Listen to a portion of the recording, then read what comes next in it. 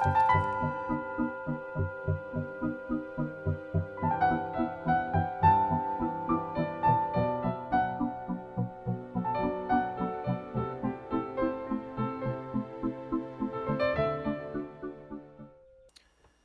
is what I call reaction Tong Len.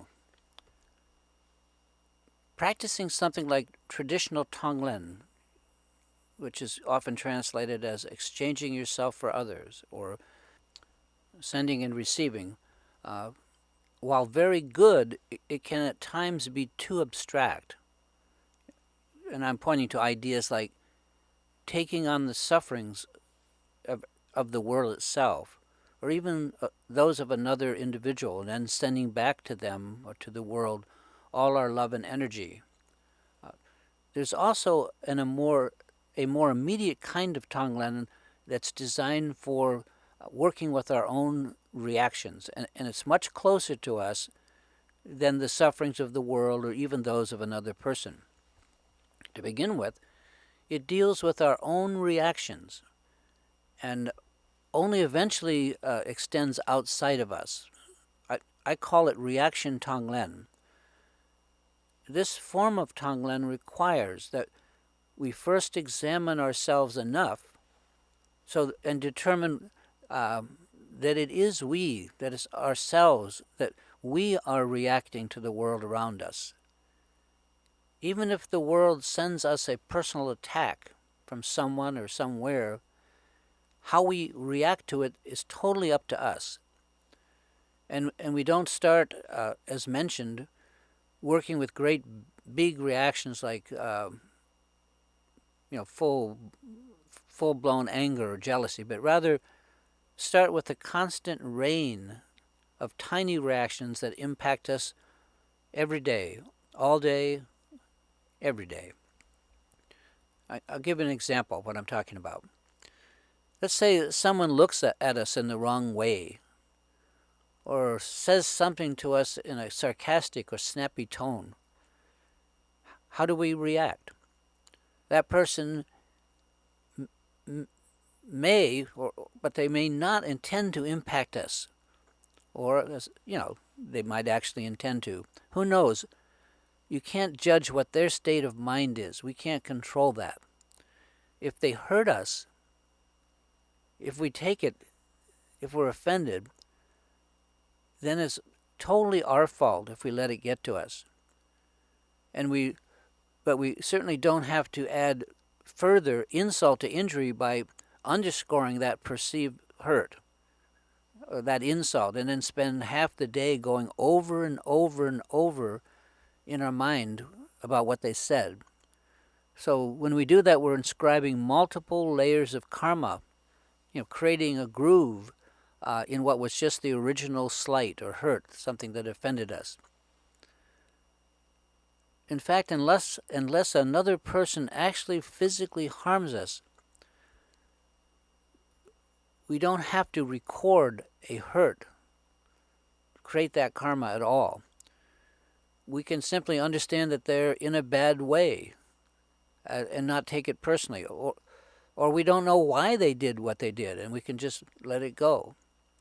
This would be an example of reactive Tonglen, responding to a reaction that we're capable, that we are capable of dealing with, and not allowing our reaction to carry us away into a full-blown emotional storm of some kind, what the Buddhists call kleshas. Emotional klesha storms destroy hours, days, or even months of practice in a single moment, and they can send us back to the Stone Age of our meditation development, at least for the moment. Anyway, the point is that it's very harmful to have to constantly recover, go through some kind of mental recovery every time a blast of anger blows our mind. And it's also just harmful to our health and peace of mind, and we know that. Sadly, doing this kind of reactive Tonglen sitting on a cushion for a few minutes, or doing it even for an hour a day, at least in my experience, while this is, of course, absolutely helpful, it's not enough. Not enough practice time to actually make all that much progress, at least in the time frame of a single lifetime. The solution for this, or at least one solution, is to make it a general habit to do this reactive Tong Len all day long, and it's not that hard to do. I've done it for years. All it requires is that we begin to become more aware of our reactions. And we can tailor our practice just to those reactions that we are aware of, and not worry about the really big kleshas like anger until later. They're just too tough to tackle right away. Somewhere farther down the road. In the beginning, those great big kleshas will just carry us away like anger, just as they always have. It's up to us to not make this observing of our smaller reactions some kind of chore. Of course, we can ruin it or stain it for ourselves, which is just our way of sending our effort to the recycle bin, but we don't have to do that. Our reactions themselves actually, by nature, are fresh and self-fueling. I mean, that's what reactions are. They touch the quick. If we can stay with that freshness, then this kind of reactive Tonglen can, literally be enlightening, and enlightening all the way down the road of doing it. And I know this from experience. I'm not talking about enlightenment. I'm talking about lightening, getting more clarity, more light into our life. And when we are aware of a particular reaction, we can either just recognize it and drop it, or we can examine it. In the beginning, it pays to examine our reactions because they show us how our bias and just how our mind is programmed to respond without our even thinking. I was amazed at how I reacted to almost everything with a like or a dislike, as if my opinion in these cases was useful. Not really. All my reactions did was to color my view until I could not see clearly through the fog of it all. Now, Buddhism is all about awareness and becoming aware. It's about nothing else at all, and waiting for that big, quote, aha, unquote, in the sky, enlightenment or whatever that is. It's not the only kind of awareness. By becoming aware of of these smaller reactions one at a time, just as they appear to us, we can gradually develop much greater awareness. Anyway, no enlightenment will come unless we bring it ourselves. It's the old statement, the world doesn't owe us a living. Most awareness techniques absolutely require practice, at least enough to develop in the beginning the muscle memory that we need to make them habitual and effective. We have to be able to do them. Monitoring our own mind stream for its constant flow of reactions, it's an easy way to acquire a lot of Dharma practice quickly. And the rewards, there are real rewards for that practice. This very simple technique adds up to, to real awareness. And I've done it myself, and I know this from experience. We can work on these small reactions at a level that we can maintain until we get the hang of it. Then later, down the road, we can tackle the larger ones like anger or jealousy. We go one level at a time. So let's just go over the process. We see ourselves reacting. We react to something, and we're aware of it. It could be something that someone said to us, or it could just be some reaction we have to something in the world. We don't like this person's nose, or that color of sweater, or the way that woman or man flaunts his or herself. There are literally endless opportunities to react, and normally we do react, and we do it all day long and all of the night, as the old Kinks song says. So we can learn to catch ourselves in a reaction. And the first step is that we own it. It's we who are reacting, not something outside ourselves that's causing this. If we acknowledge that, it's our own reaction, then we can just take note of it and drop it.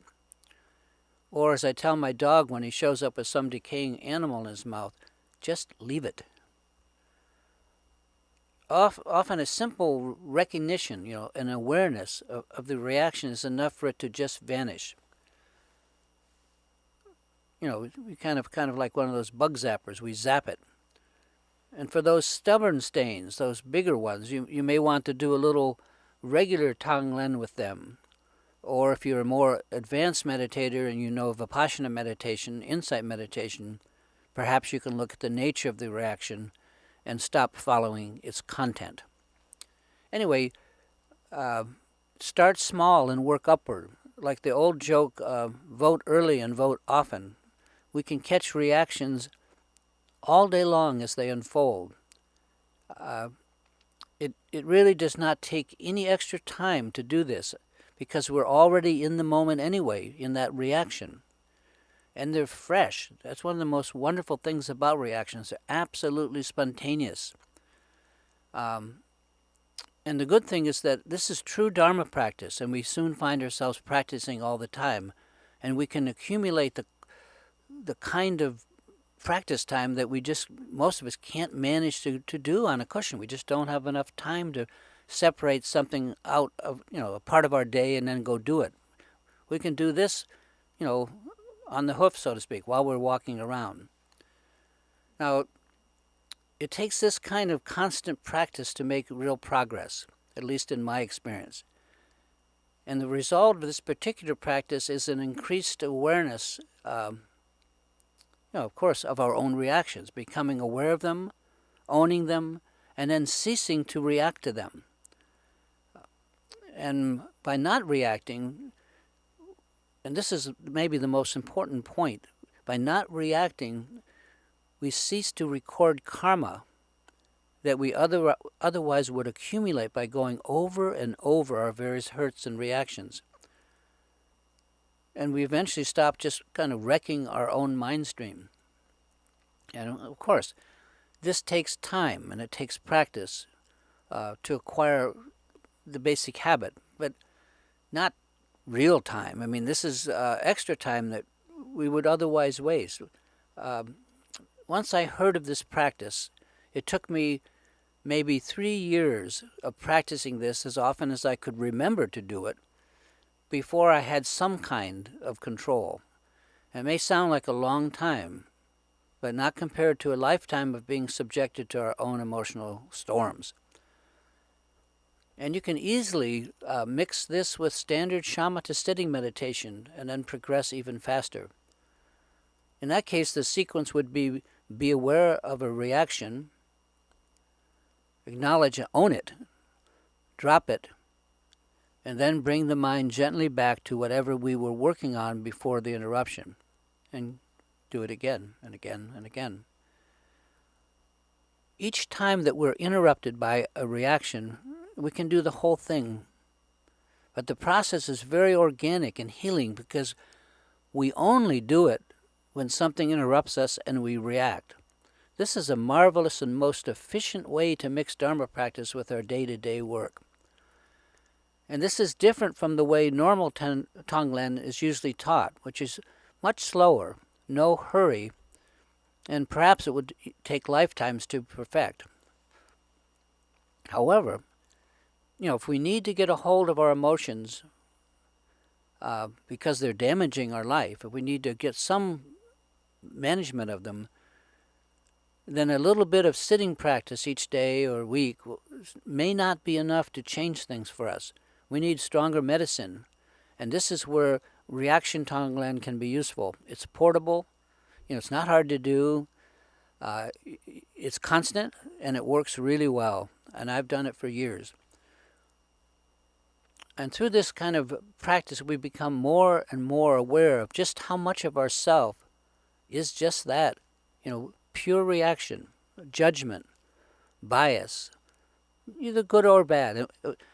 We don't discriminate in this practice between negative or positive reactions either. We catch them both and learn from each. Our positive reactions can be just as useless as our negative ones. And last but not least, one important thing would be our motivation.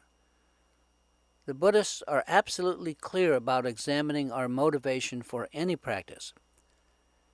And even though we may learn this practice to help manage our emotions, we should not do this only for ourselves. And there's a practical reason for it. This has never really been a problem for me because it's very clear that any progress I make in managing my emotions, my outbursts, very directly benefits others, and in particular my family. They benefit.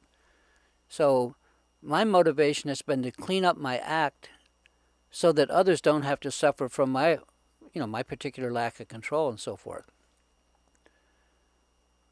And Buddhists are also very direct about always dedicating the merit of their practice. And we can do this at the end of the day or even with each reaction. I tried that for a couple of years. Probably dedicating the merit of any good practice that we've done at the end of the day is what most of us will do, and it's very simple. We just say a short dedication to the, something like that any merit or goodness, however small, that accumulates from my practice that day will benefit others and help lead to their and all of our awakening. End quote. Dedicating merit is like taking money to the bank. Once you dedicate the merit, it's deposited and cannot be lost.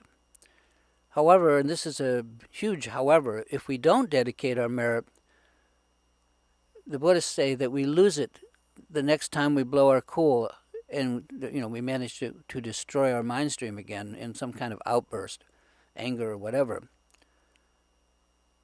I know that this whole idea of aspiration and dedication might be a new concept to many of you. And that's what it was for me in the beginning. But, just hang on. According to every Rinpoche I've met and that I've taken teachings from, and that's many, dedicating the merit is an essential key to any real progress in awareness. Anyway, this blog has been a short introduction to working with our reactions on a full-time basis, and so I hope it's been helpful.